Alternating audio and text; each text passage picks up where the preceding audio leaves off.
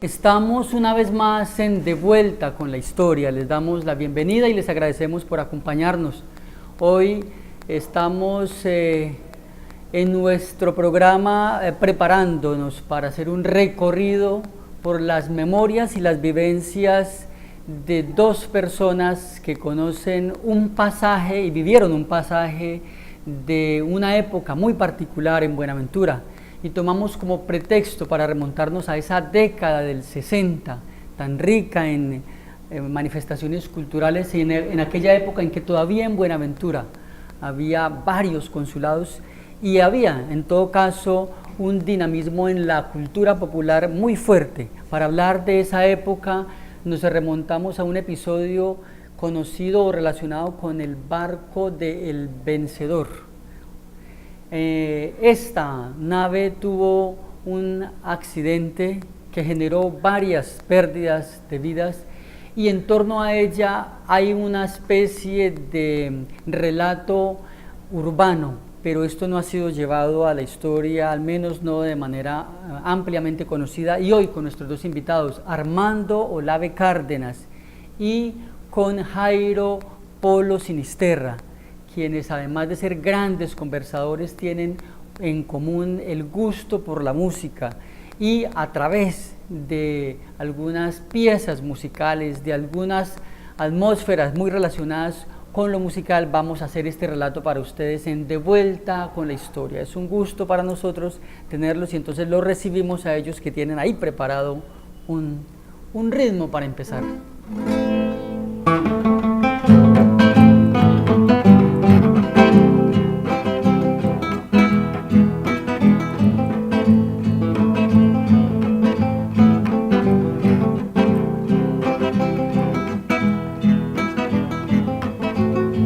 Que el agua moja porque no se remangó.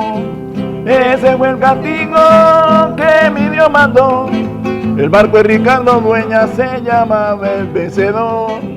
Ese fue el castigo que mi Dios mandó. Hoy vamos a hacer un programa muy musicalizado, muy cantado. Y es que vamos a aprovechar las dotes y las habilidades de nuestros dos invitados para hablar de esa época como pretexto para remontarnos a todo un conjunto de vivencias que son de gran importancia para la generación de Buenaventura que trayectó por esa década del 60. Jairo nos cuenta que tenía 14 años y ¿qué fue lo que ocurrió?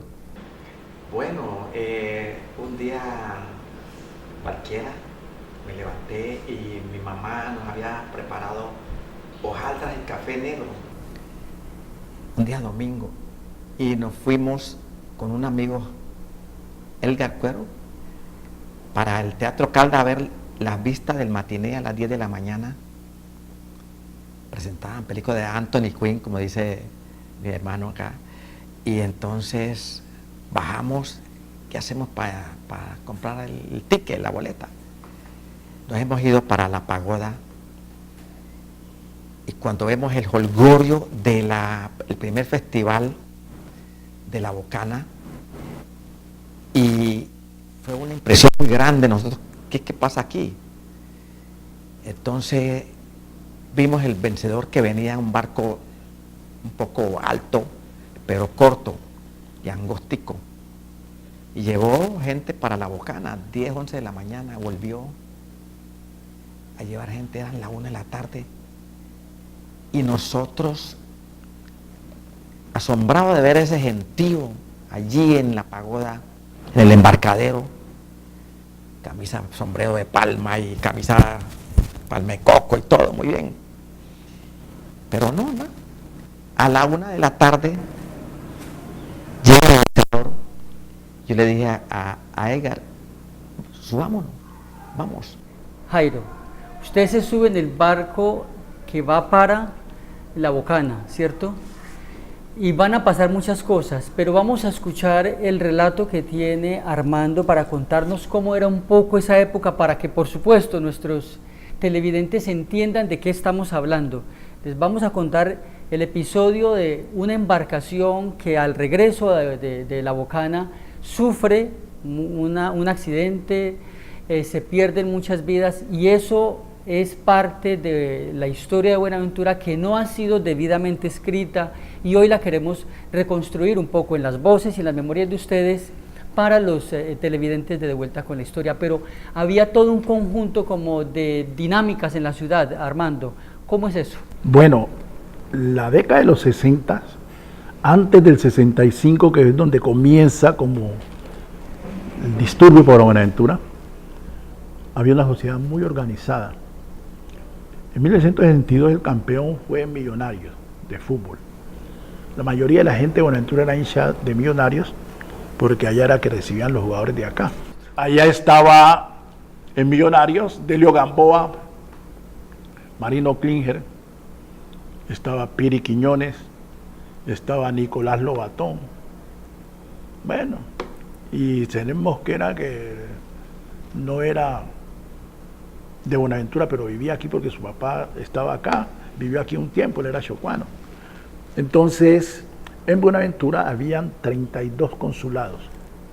Buenaventura era sitio turístico internacional, donde venían los buques de la Graceland, de los jesuitas norteamericanos, que eso lo agenciaba aquí la compañía Graceland, donde estaba el fabuloso Pelilizo de la Victoria. Y por el otro lado estaba Pagnamenta, que tenía la Italian Line, los buques que venían de Europa, el Donizetti, el Verdi, el Rossini, el Angelo. Y entonces, en esa época, los turistas llegaban al Hotel Estación, Teófilo los paseaba por las flores, de F8 hasta la casa del doctor Alvear, que eran casas que todas tenían muy bonitos jardines. Y él le explicaba a los turistas los nombres de las flores en francés, en alemán, en inglés y en lengua castellana. Era un Buenaventura apacible, donde todo estaba bien organizado, donde el comercio lo tenían, los chinos tenían las ferreterías, los abarrotes, había los franceses manejaban carnes, los italianos el pan, los árabes el calzado, había grandes almacenes, había lo correspondiente a la diversión. En el centro había muchos bares de postín, estaba el Pekín Bar, estaba el kiosco Santander, que es hasta donde ahora funciona el Consejo. Había una cantidad de cosas muy importantes. En la esquina donde está lo que se llama hoy 24 horas, era el Club Los Cangrejos. Maestro, y en ese entorno entonces Buenaventura prepara un viaje con fines turísticos. Se va a celebrar, no era tan turístico, era más bien religioso. Ya.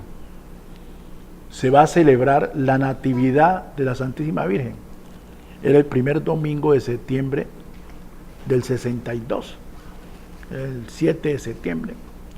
Y hacen una balsada que va de la playita hasta La Bocana, con música y tambores y banderas y cosas.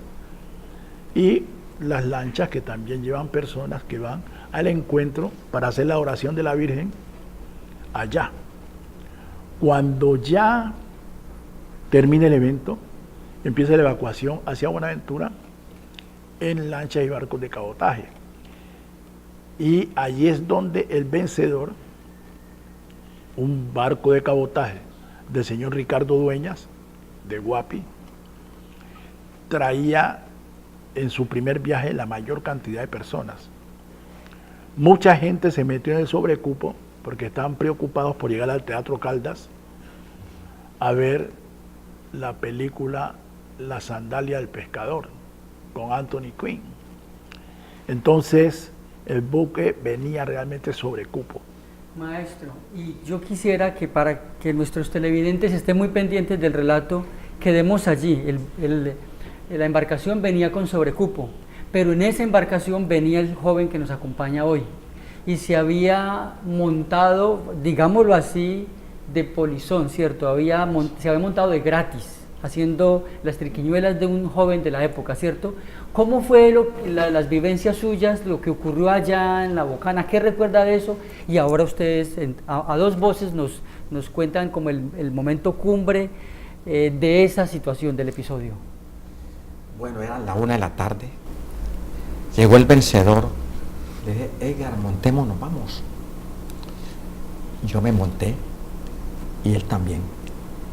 Y él se retiró al barco abrir, él se brincó acá al muelle y el barco se abrió hacia Isla Alba. Y yo dije, ve, voy.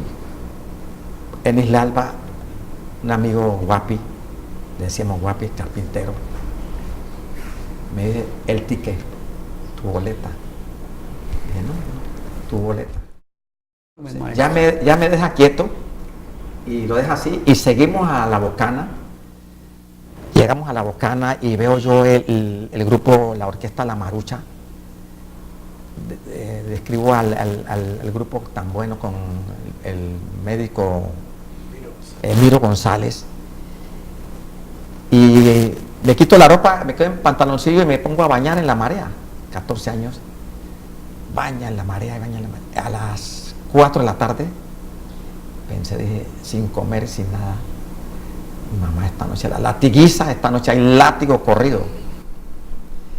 Entonces el barco del remolcador de muelle está ahí, bonito, un barco especial de remolque. Nos montamos ahí, dice un práctico de ahí, no, esto no es para vagancia ni para nada, esto es de muelle. Un tipo muy bravo nos regañó y nosotros saltamos al vencedor que está al lado. Ahí nos montamos sobre cupo, la gente con ganas de venirse para su casa, así como dice mi hermano. Y sí, salimos como 2 cuadras afuera. El barco siempre bamboleaba y él arreglaba, bambolea y bambolea. El barco empieza a bambolear mucho y la gente empieza a tirarse y se volteó. Caímos al agua, unos 2 metros abajo, tal vez 3. Y yo estiro la mano y veo que un barril de vacío va subiendo. Y no sé cómo llegó mi mano al filo y ese tanque me subió hacia arriba. ¿Un tanque de qué? De gasolina de los que usan ellos en ese tiempo, eran metálicos. Ya en el borde, ¿sí? Cuando llego arriba, veo el gentío, el ruedo de gente nadando. Y miramos el barco volteado de campana total. Y miro hacia La Bocana, vienen las lanchas y los barcos a rescatarnos. Me acuerdo de un barco llamado Ana Rita, ahí me subieron. Una tragedia que sin tener cómo yo estar metido en ese problema. Bien, y por eso es que para nosotros y para reconstruir ese pasaje de la historia tiene mucho valor el hacerlo a 2 voces. Armando, que no estuvo en el viaje, pero que escuchó y conoció desde acá, desde lo que se comentó, tiene su propia explicación y ha construido también la versión del mismo episodio. Hay unas razones por las cuales la embarcación se inclinó hacia uno de los lados. ¿Cómo fue eso, Armando? Siendo como es, repito, Buenaventura era una ciudad organizada, Buenaventura era destino turístico internacional. Entonces tenía la agencia de 2 compañías, una europea y otra norteamericana, que traían turistas al Hotel Estación. Cuando iba saliendo un buque gringo cargado de turistas y vieron el vencedor, los turistas sacaron pañuelos blancos y empezaron a hacerle adiós al vencedor. Los nativos que iban en el barco, que no tenían precaución sobre la cosa, todos quisieron decirle adiós al barco y se fueron a un solo lado. Y el barco dio vuelta de campana y allí ocurrió la tragedia. Entonces del mismo buque avisaron y el rescate fue rápido, pero se alcanzó a ahogar mucha gente. Hablemos de los resultados, de las consecuencias. Se tuvo pérdidas humanas. Mucha gente murió y era muy triste ver en el planchón, porque no era como hasta ahora el muelle turístico, era un planchón que había abajo de la escala que daba al Hotel Estación, adelante donde estaba hoy la pagoda, y allí estaban los cuerpos y la gente venía a reconocer. De Mayolo perdimos 2 personas muy queridas. Doña Concha Núñez de Campo, la abuela de Herbert Campo, el director de planeación que perdió la vida en Baño Regio en días pasados. Ella murió ahogada allí en esa tragedia. El yerno de ella, Juan Vivas, se quedó dentro de la bodega del barco hasta que lograron rescatarlo, porque había una cámara de aire en la escotilla. El nieto de don Marceliano Cabeza murió en la tragedia y eran todos de Mayolo. En un libro que tengo por allí escondidito, intitulado Mayolo comprendí, está la historia bien pausadita.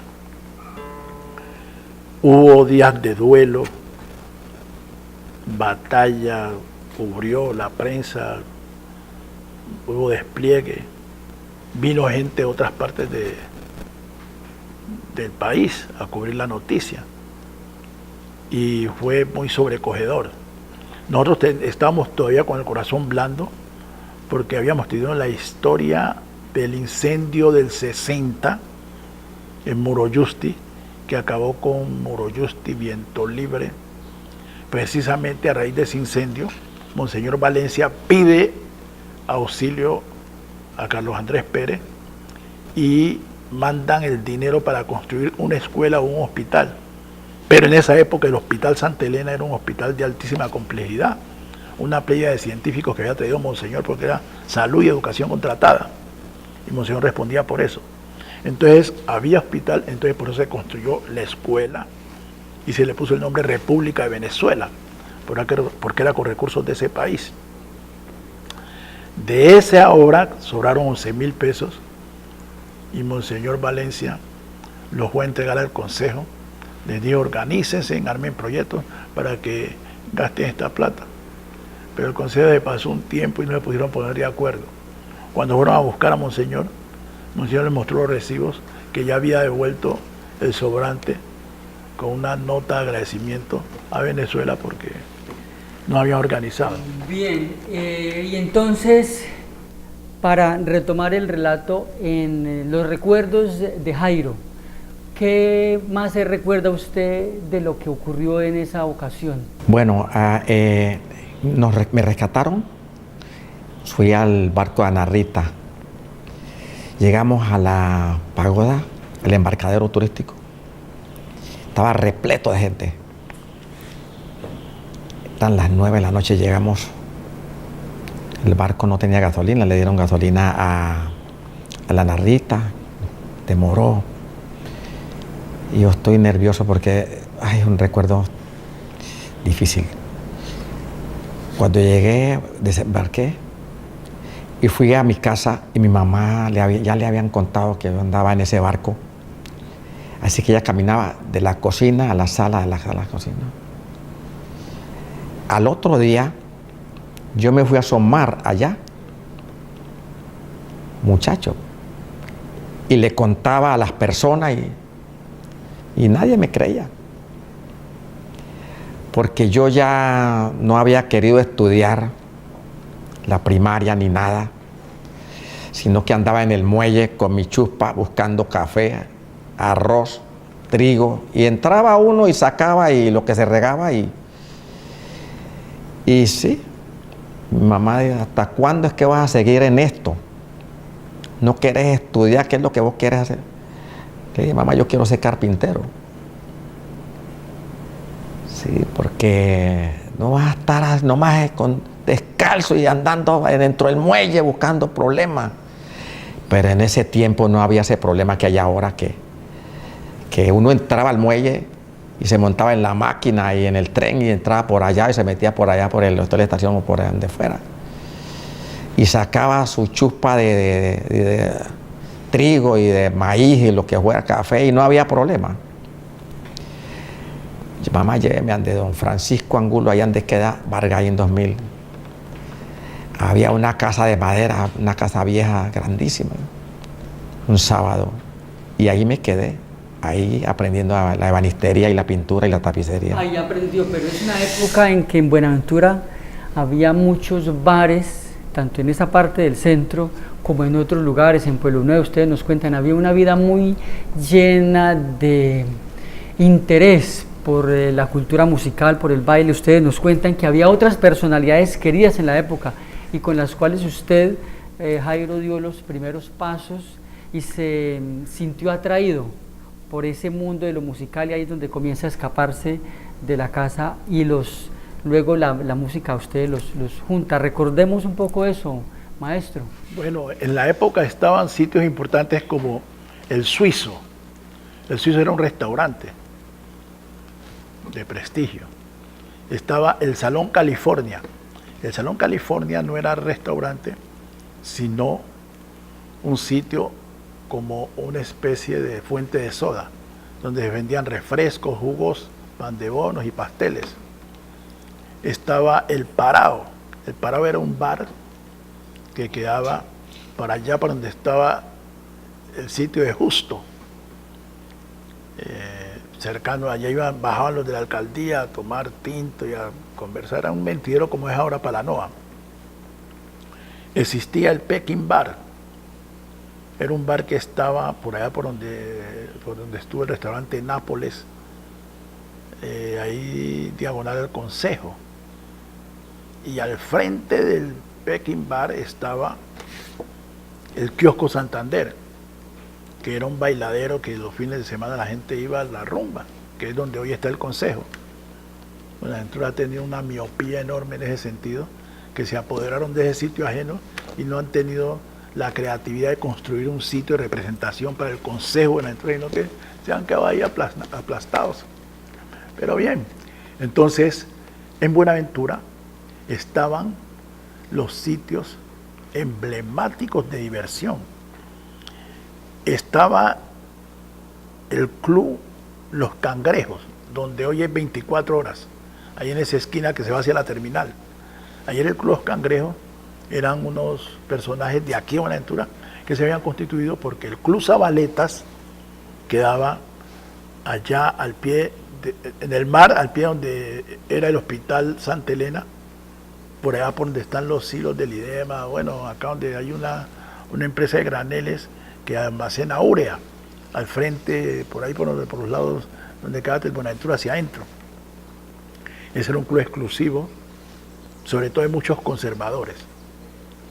El club Los Tiburones, que estaba en el Parque Facuel de Andagoya, ahí en la bajada San José, también de conservadores.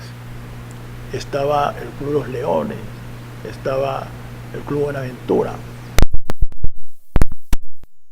Fundó el Club del Pacífico,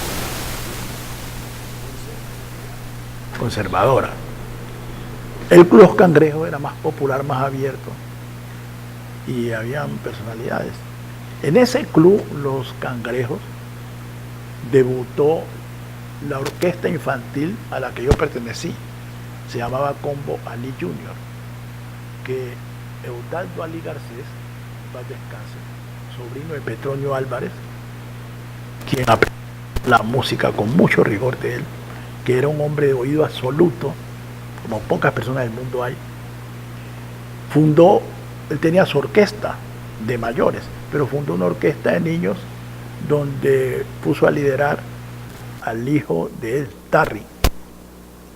Y ahí tocamos con Carlos Mejía, en paz descanse, el Gordo Jairo, en paz descanse, Tarrin, el Felipe Riascos Pirulí, en paz descanse, John Viteri.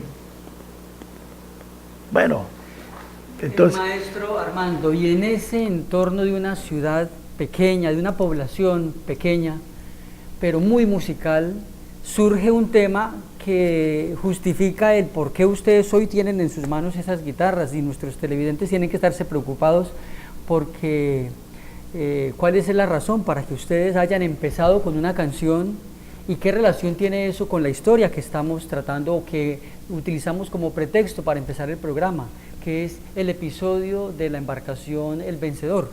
Y es que hay una canción. Vamos a permitir que nuestros televidentes conozcan un poco esa canción y luego entramos a explicar el cómo se generó y esa parte anecdótica, bella de la cultura popular que da lugar a la canción.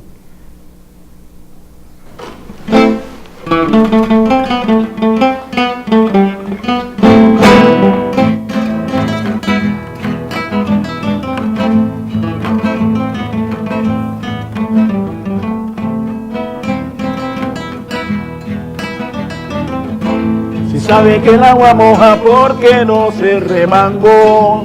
Ese fue el castigo que mi Dios mandó. El barco de Ricardo Dueñas se llamaba El Vencedor. Ese fue el castigo que mi Dios mandó. El mango tengo mi palo ellare. La cucarachita está aprendiendo a leer. Ese palo el mango tengo mi matellare. La cucarachita está aprendiendo a leer. Paticolear. La canción entonces podemos decir del folclore, ¿cierto? Popular en Buenaventura. La pregunta, ¿la canción fue llevada a la grabación, a pasta, o es solamente una canción que se hizo de serenata en serenata? La canción se llevó a grabación. Esta canción la hizo un señor, Diógenes Hurtado, que era guapireño y era enemigo personal de Ricardo Dueñas. Y él prácticamente, en su herida de rencor, creó esa canción como para enrostrarle a Ricardo Dueñas, que era un castigo por su perversidad. Ricardo Dueñas mató una vaca en Guapi y le repartió a todos los vecinos como era costumbre, y a él no le mandó para que supiera que no eran amigos. Entonces por eso en la canción Diógenes dice: me como toda mi vaca y no dejo ningún tripa, es aludiendo a eso. Entonces él dice: septiembre, primer domingo, una mano sucedió, el barco de Ricardo Dueñas se llamaba El Vencedor. Entonces el señor Diógenes hace su canción y es acompañado por el bordoneo en la pared, que hacía las veces de cununo y bombo al mismo tiempo, Marino Hurtado, un entrenado de él que había sufrido polio en la mano derecha. Entonces tocaba con la mano izquierda y acompasaba con la cabeza en la pared. Y él iba cantando, iba soltando las estrofas. Don Diógenes Hurtado, trabajador de Puertos de Colombia, que en esa época era terminal marítimo, le gustaba mucho el traguito. Y él tenía un hijo llamado Arturo. Arturo le dio una diarrea muy fuerte y quedó totalmente desencajado y pálido.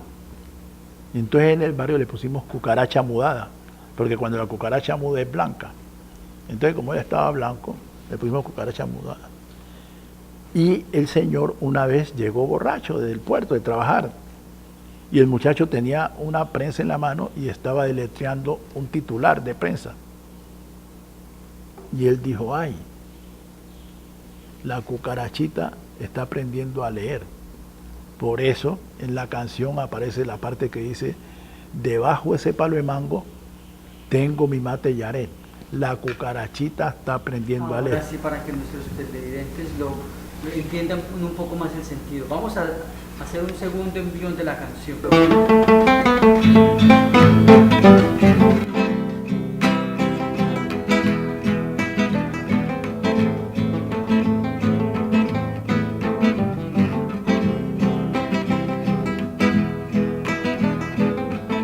Me como toda mi vaca y no dejo ningún tripa.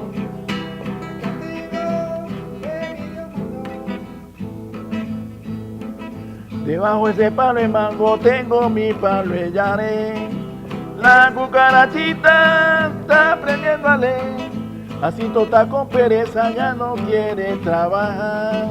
Ese es el castigo que mi Dios nos da. Déjenla, déjenla, déjenla, déjenla, déjenla, déjenla.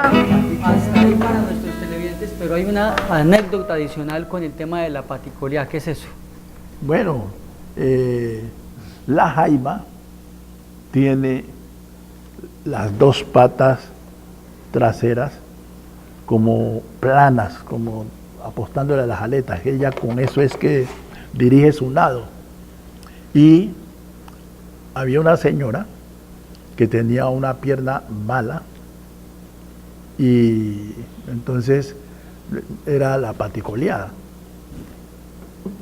Andar en la calle del timbo al tambo sin rumbo fijo es paticolear. Entonces,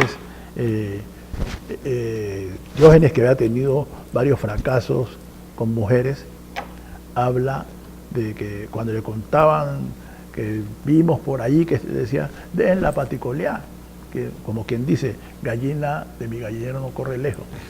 Entonces, por eso en la canción entró la parte, dejen la paticolear, dejen la paticolear. Y don Diógenes, que en paz descanse, nunca supo que esa canción se iba a grabar. Pero en el barrio la recogimos. Y mi compadre Aníbal, que era cantante de Planta del Zurdo, la rescató, la montaron con el zurdo y entonces le hicieron conocer. Luego la llevaron a grabación con Pacho Peña y el Combo Bacaná también grabó la canción. Entonces de la canción hay varias versiones grabadas. De pronto la más conocida sea la del Combo Bacaná. Figuraron como autores Pacho Peña, de pronto por ahí el Zurdo, de pronto mi compadre Aníbal, que es el que la rescata y la lleva, pero quien escribió su canción plasmó sus vivencias en ella y le expresó al mundo lo que sentía a través del arte folclórico. Fue don Diógenes Hurtado. Ahora vamos a reconstruir para nuestros televidentes de vuelta con la historia, maestro Armando, esa atmósfera de los bares, los lugares públicos, los sitios donde crecieron ustedes, que es lleno en anécdotas, pero vamos a intentar reconstruirlas pensando en la forma como creció musicalmente el maestro Jairo Polo Sinisterra, que es de hecho uno de los más grandes músicos populares de la ciudad de Buenaventura, maestro de maestros, y cuando decimos maestro de maestros es porque es un maestro de verdad, abnegado por vocación, irrenunciable y sin sueldo. Así que es un maestro que no puede evitar su inclinación a enseñar y aún en la actualidad sigue sembrando esperanzas en muchos jóvenes que siguen acercándose a él, aprendiendo de Jairo, pero eso tuvo su origen en una época muy bonita y la manera como aprendió Jairo, que de alguna manera es mostrada ya, por ejemplo, en Buenaventura, a través de un programa que hizo el canal Yubarta Televisión para la serie Esta es mi historia, con el realizador Harold Tavera. Eso que se presenta allí, creo que vale la pena que lo reconstruyamos a dos voces, porque ustedes se conocen y tiene sentido que escuchemos más a Jairo en torno a cómo se hizo músico. Pues después de entrar a aprender carpintería, vi un señor con una guitarra, me llamó la atención y me compré una guitarra en ese tiempo, pero no habían profesores con ganas de enseñar, había la gente incómoda para enseñar, ¿no? Bueno, pero yo creo que estaba mi persona en una magia misteriosa, estoy todavía, que Papito Dios me dijo,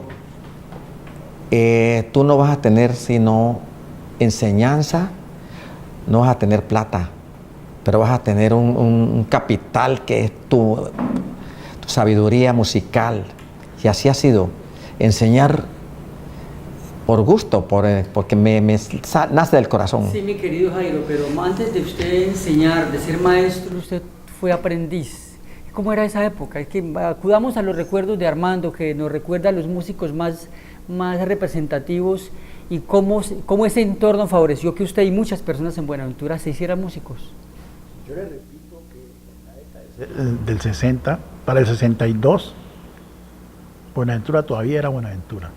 Aquí había más de 40 orquestas, aquí en Buenaventura, desde la Gigante, que era la que estaba la Gigante, estaba la Tumbacasa, que era estaba los Alegres del Pacífico, los Jóvenes del Ritmo, bueno, 1000 orquestas.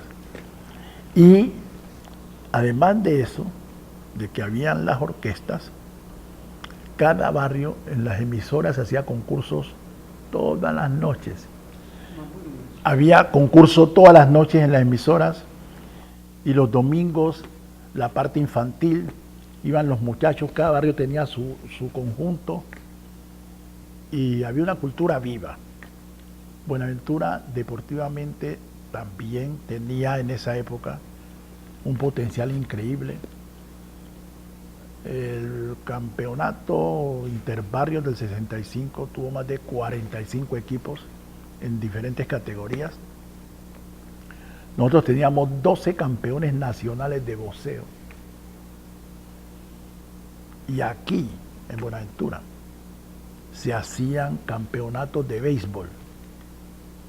Allá en La Baraya, con el profesor Fontalvo, Magaña y toda su cantidad de costeños del Atlántico, que eran los que más impulsaban eso. Pero en ese entorno había unos bares a donde se metía el señor Jairo. Bueno, muy ¿qué pasó? Habían sitios como Noches Playeras, que quedaba al frente de los bomberos. Estaba Próspero en la salida de La Victoria. Estaban sitios que eran como de rumba, como de cosas. Estaba Rondinela, al frente donde fue el distrito, era un sitio nombrado. Estaba el kiosco de Jesús Vaca, donde se tomaba refrescos y toda la cosa. Y en el centro habían los sitios que ya había mencionado yo, estaba el Parado, estaba el Suizo, estaba una cantidad de restaurantes y cosas, y estaba la Pilota, que había pasado de Nayita al barrio Centenario. En la Pilota estaba la Barata, que era de los High, ahí en la 15, donde estaba la Transocampo. Estaba el Senadero de Mirrachi, en toda la subida de la Pilota, y estaba el Buen Gusto, que estaba en la carretera, el Wiki Waki, que estaba en la entrada a la curva, estaba la esquina de Don Marcos, el dueño de la funeraria San Luis, que era allí en la entrada al Firme. Bueno, y yo creo que entonces todos los habitantes de Buenaventura de esa generación, los de la época de Armando del Ave Cárdenas, al escucharlo van haciendo en sus propias memorias ese recorrido que está haciendo Armando Olave Cárdenas. Para ustedes, para los televidentes de Vuelta con la Historia, intentamos traer estas memorias y con ellas ese camino que recorrió Jairo.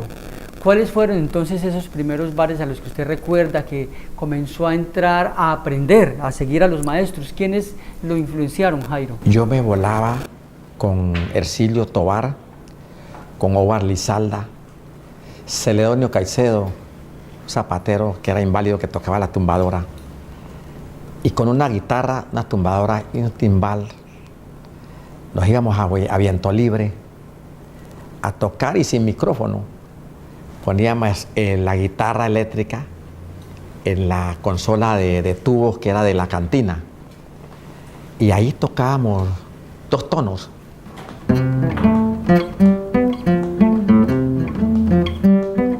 A gozar en el patán. Y entonces ya un currulao y llegaba a la casa al otro día. ¿De a dónde venís? Eso es lo que vos querés aprender, vos no querés estudiar. Por eso es que vos no mantenés sino trasnochando y vas a llevar látigo. Y mi mamá al final se dio cuenta pues que esa era mi profesión y ya estudiar en la guitarra, ir trasnochándome atrás de los conjuntos viendo por las rendidas en el club Los Cangrejos, oír allá afuera del Hotel Estación, oyendo las orquestas de renombre de la época, Peregoyo, El Zurdo, el grupo Cascajal de Dominguito, y sí, y de allí pues ya fuimos preparándonos más y más hasta que nos fuimos para Cali, sin saber, unas 15 canciones nomás, sin saber tocar bien el instrumento, buscar allá ayuda.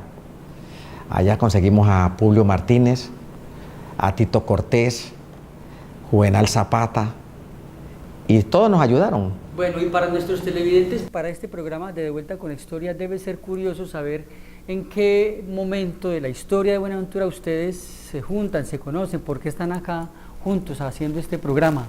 Ahora, Armando, ¿qué recuerda usted de la amistad con Jairo? No, pues nosotros estudiamos en primero de primaria con el profesor Fernández, la número 1. Desde ahí ya nos conocíamos. Pero ya Jairo, como artista, antes de irse para Venezuela, como yo era cantante de Combo Ali Junior, entonces andábamos, yo miraba, pero Jairo ya era tipo, prácticamente era director de su grupo, ya tenía grupo con quien caminar. Yo le hacía por los laditos porque en mi casa ya habían dado la noticia que yo cantaba. Y mi papá se pegó la rebotada del siglo. Una vez estábamos cantando en Los Cangrejos y yo era el que me aprendía las canciones de lo que hoy llamamos salsa, los ritmos duros. Pero había un compañero, Felipe Riasco, que le decíamos Pirulí, que tenía mucho más sabor que yo. Entonces yo me aprendía las canciones y el dueño de la orquesta me hacía que se las enseñara a Pirulí para que las cantara él, no yo. Ahí me ponía a cantar porros y boleros. Entonces una vez yo iba a cantar, me dijeron, hola, ve. Entonces me paré frente y empiezo que iban acomodando los papeles. Una de las canciones las conocía por los papeles. Y decía yo, Venezuela. Me van a poner a cantar El Espanto. Esa canción de un grupo de Los Blancos que decía, arriba de la loma, hay un espanto. El Espanto. Y para colmo de males, no era ni siquiera El Espanto, sino Tinieblas, un bolero. Entonces salgo yo con esa rabia, porque yo lo que quería era cantar las canciones de salsa de la moda. Empiezo yo a cantar y yo, noche tras noche, esperando y esperando, estoy cansado, muy cansado de esperar. Y una pareja se para, una pareja de blancos, y no baila más y se quedan mirándome. Cuando digo, te espero, mi amor, te espero, porque si no vienes de amor, me muero, te espero. Y me dijo el Señor, venga. Y bajé. Me dijo, mijo, usted canta muy bien, tiene muy buen estilo, pero tiene que estudiar. ¿Usted estudia? Y dije, sí, yo estudio. ¿Dónde estudia? En el Andagoya. Ah, qué bueno. Le dije, sí, yo soy becado de Industrias del Mangle. Me dijo, ¿cómo así? Le dije, yo soy becado de Industrias del Mangle. ¿Cómo llamó papá? Hermenegildo Olave. Mi papá era el presidente del sindicato y el señor era jefe de personal. y se mantenían un señor de Cross. Y ese señor de Cross fue a la empresa y él, buscando un pretexto para congraciarse con mi papá, le dijo: señor Olave, lo felicito. Usted tiene un hijo que canta muy bien y no sé qué, ese muchacho tiene futuro. Por la noche que mi papá llegó a la casa, estábamos reunidos en la mesa y dijo: bueno, aquí ¿quién es el que canta? Y todo el mundo se quedó. Hasta que mi hermano dijo: no, que Armando. Vea, señor, sabrá usted, todo cantante es marihuanero. Se retira eso o se va de mi casa. Y en esa época el mundo de uno era su casa. En esa época nadie tenía imaginación para saber que fuera de la calle podía vivir.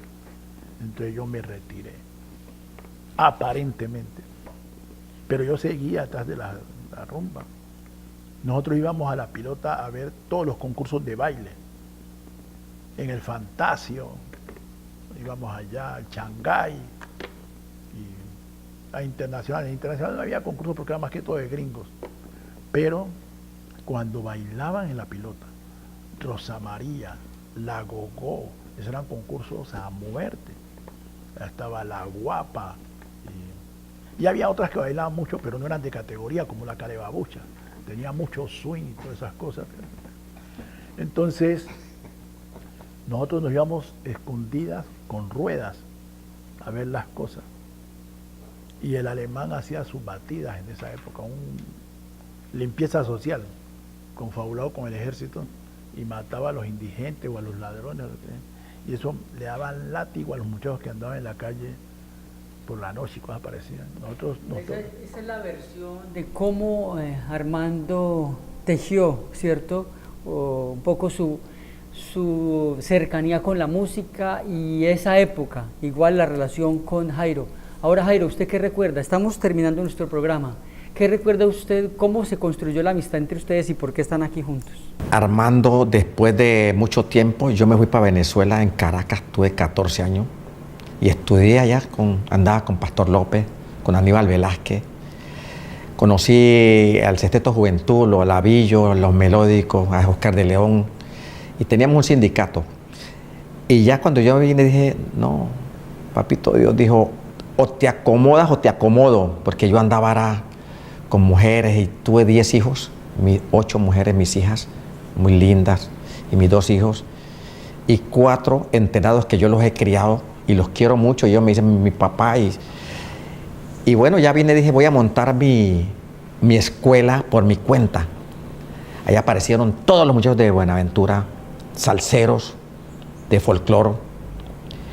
Y yo formé la orquesta Las Estrellas Porteñas. Íbamos a Ande Justo y no tenía nombre William, ni Jimmy Sá, ni Beto Calé, ni nadie. Ellos muchachos empezamos todos a buscar nombre, y yo me siento muy contento de que ellos, muchachos, están en buenas orquestas y triunfaron, y algunos pasaron por mi escuela y me quieren, y yo los quiero más a ellos porque yo no soy más que ellos. Yo los quiero mucho, son mis artistas, mis alumnos, bajistas, timbaleros, cantantes, bongoceros, una cantidad de 60 muchachos, 50, 60 muchachos.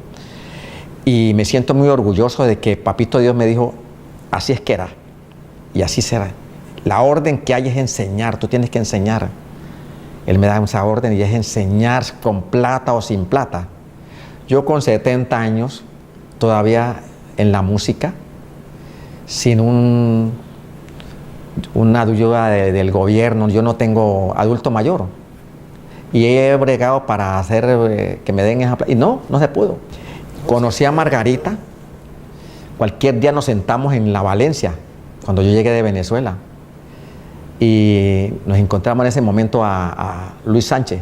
Tomamos café negro ahí en la casa de madera que era vendían, acá en el centro comercial La Virgen, ahí era de los Cuellar, y allí tomamos café negro. Ay, qué admiración estar con Margarita Hurtado, estaba muy enferma. Y ella ha sido una de las que me ha guiado a mí. La sigo queriendo. Ella nos guía, su espíritu tan bueno, tan inteligente. Lo mismo Perego, yo éramos muy amigos. Y Polo, yo andaba con Peregoyo a veces. En la orquesta de Peregoyo me llevaba Marquito, me llevaba Aníbal. Y sí, puliendo y la gente va muy a gusto. O sea que Dios me premió fue con mi música, con mi talento, con mi inteligencia. A machete limpio entré yo a enseñar prácticamente. Pues a ustedes, Jairo y maestro Armando, muchísimas gracias, maestros los dos, muchísimas gracias por aceptar este espacio para viajar en los recuerdos, poniendo de frente estos recuerdos, estas vivencias para la gente de Buenaventura, que quizás los de la época escuchen con mucha atención, pero también para las generaciones del presente, que a través de los relatos de ustedes tengan unos referentes, esos nombres que ustedes han mencionado acá, esas vivencias, quizás alguien se pueda interesar y luego salir a buscarlas.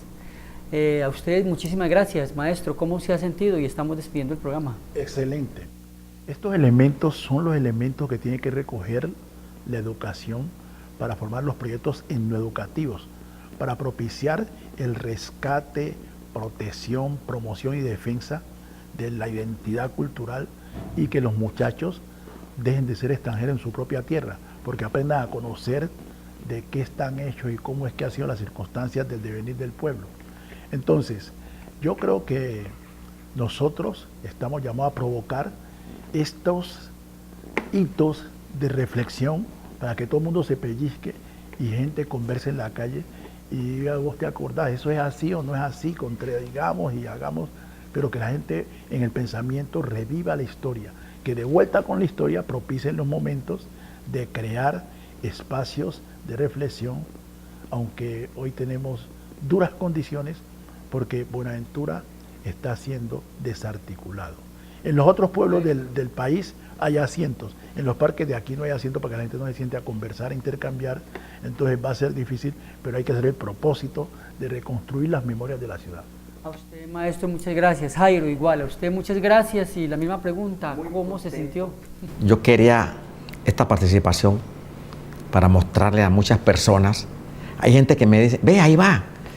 Es que soy yo, el maestro, maestrísimo, me le quito el sombrero, me dicen, me abrazan, casi ahorcándome. Ay, tocas muy bien. Me dicen, quiero verte tocar en el parque, en la tarima. La gente le gusta mucho. Tienes un estilo muy bueno y la gente le gusta mucho la salsa.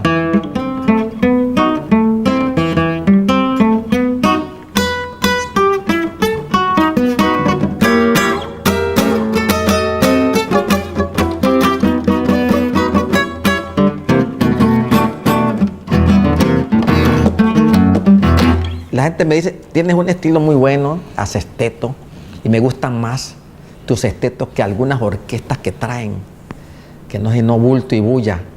Y oye, ¿no? Humildemente, sencillo, muy amigable, solidario con las personas. Y enseñar, eso es lo que Dios me dice, a enseñar, ese es lo que te mando yo. Muchas gracias a ambos, muchas gracias a nuestros televidentes, igual. Les agradecemos por habernos acompañado y esperamos que hayan disfrutado de este espacio, un capítulo más de Vuelta con la Historia.